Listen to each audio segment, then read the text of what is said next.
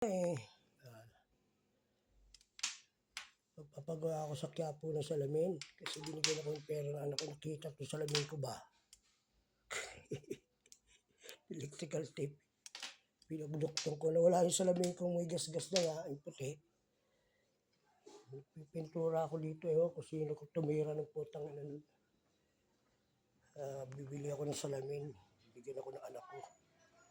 Sa kami Quiapo ng asawa ko.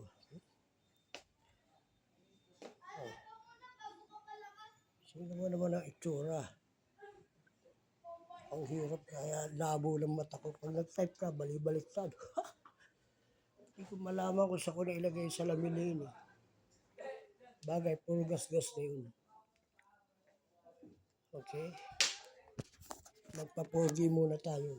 At magsimba tayo. Kasama ko asawa ko Simba muna tayo. Kaya yung mata ko, bumabalik yung katarata rito. Dadalhin ko to sa ospital ng Maynila. Pogi na ba? Suot muna natin to. Kahit na ganito to maganda naman to. Yeah, linaw.